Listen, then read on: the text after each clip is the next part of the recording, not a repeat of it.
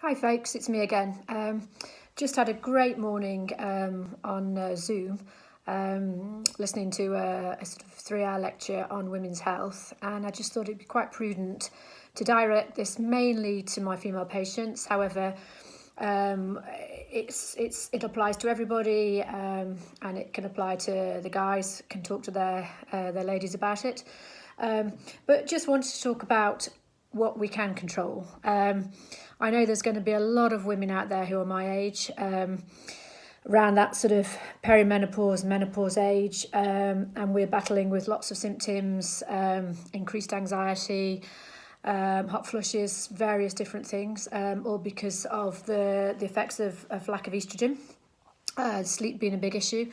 And obviously this is all being massively manifested by increased cortisol and stress levels. So obviously the more we read, the more we think about the virus that's going on, then the more our stress levels will rise. The more our stress levels will rise, the more our menopause symptoms will become paramount. So I think it's just a really, really sort of good time just to take a step back and think, right, okay, what can I do myself? What can I address?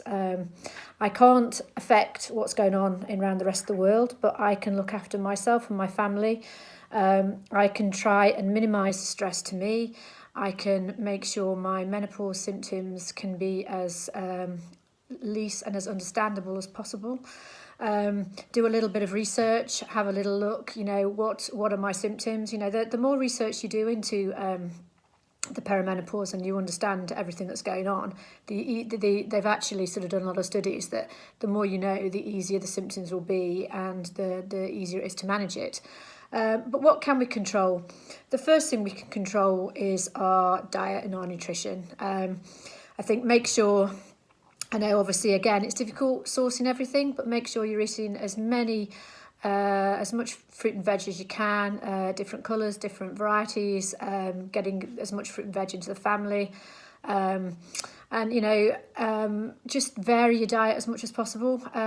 Don't overeat, stop that extra sugar, and just try and just sort of eat as healthily and as normally as you possibly can.